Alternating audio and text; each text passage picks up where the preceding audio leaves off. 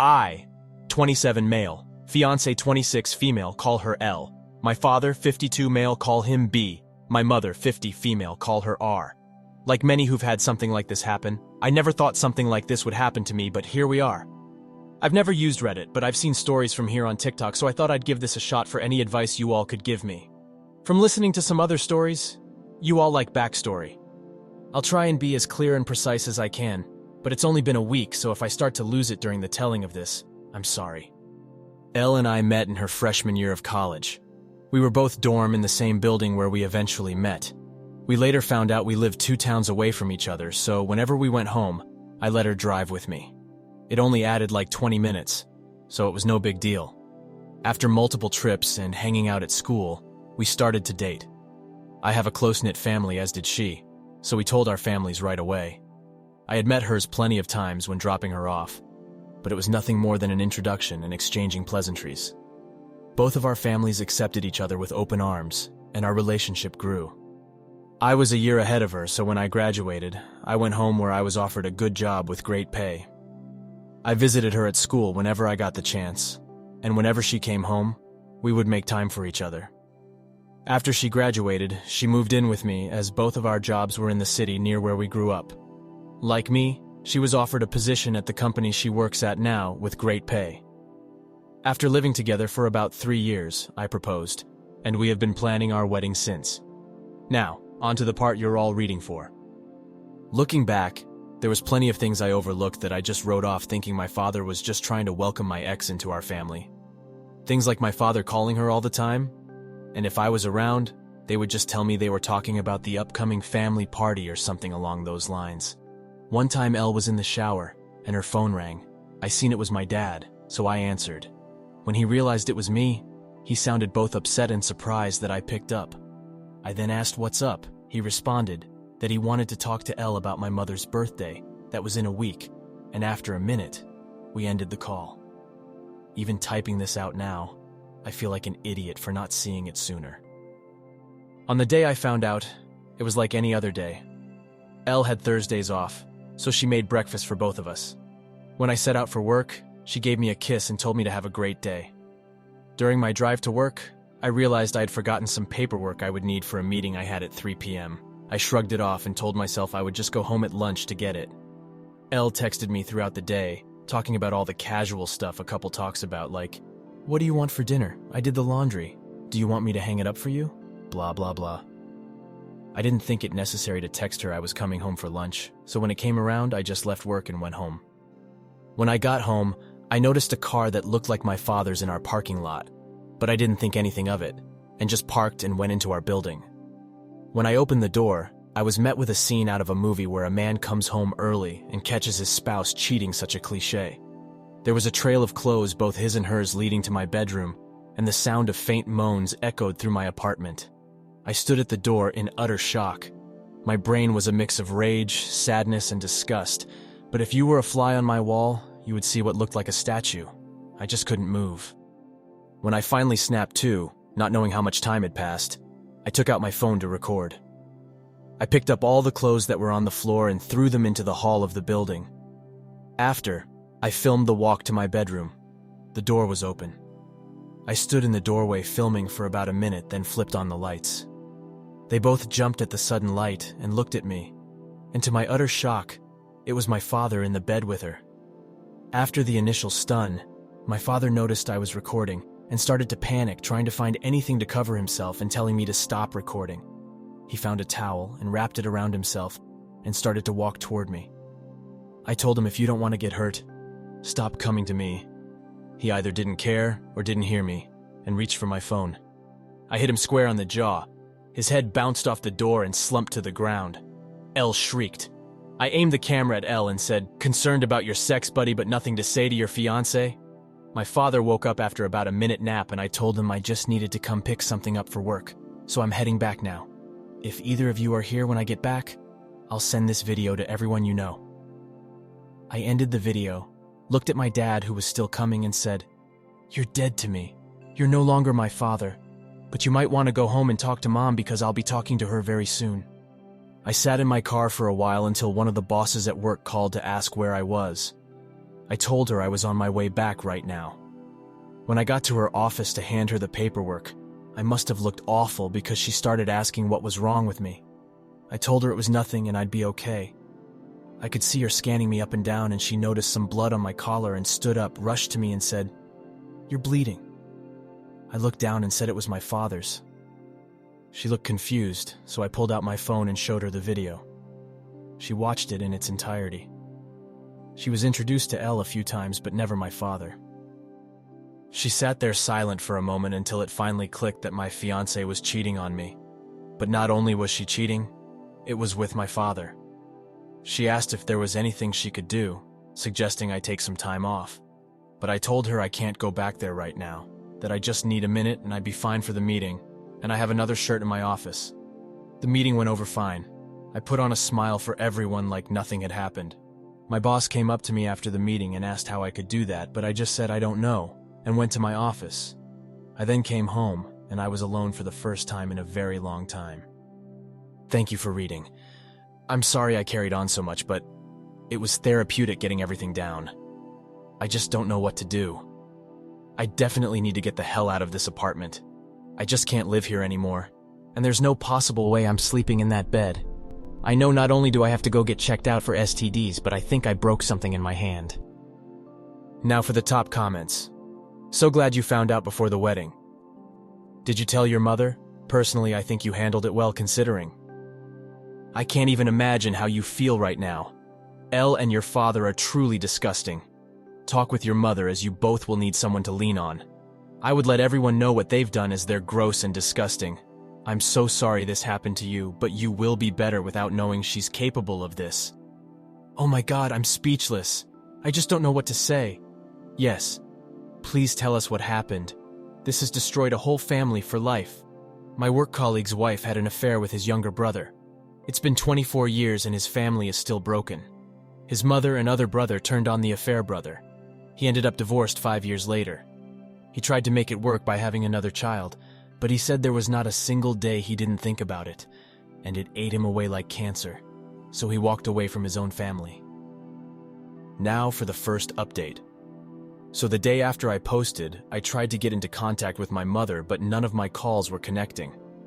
I wanted to see if she would get lunch with me, and I'd tell her everything. After about a dozen tries, I decided to get into my car and go to my mother's house. She needed to know what happened as soon as possible, even if talking about was going to make it hurt all over again. During the drive, I thought about what I would say and how I would say it. That made me start to panic. I had to pull over twice. It's not every day you have to tell your mom that her husband is screwing your fiancé. I pulled into the driveway and sat in my car for a moment to calm down and gather my thoughts. I was in my car for a few minutes when my mother threw her front door open, so I stepped out of my car. She started cursing at me, saying how dare I come to her home after I hit my father for trying to break up a fight between Elle and I. She called me every name in the book and called me an abuser. She told me I needed to leave since Elle isn't ready to forgive me yet, and that if she's smart, she hopefully never will. Yes.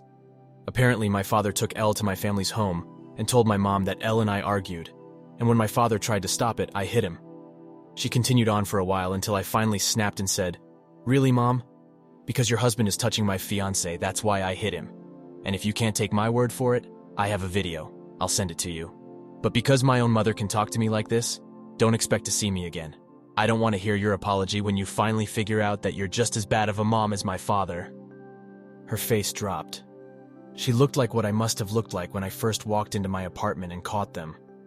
I pulled out my phone and sent her the video. My mom took hers out and turned it on. She pulled up the video and watched up until the part where I turned on the light. She then put her phone down, looked up at me, but I turned and went into my car.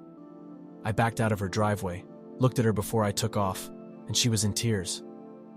My heart felt for her, but too much was said during that fight for me to pull back in and forgive her. When I got home, I started clearing everything out of my apartment that had to do with Elle or my family.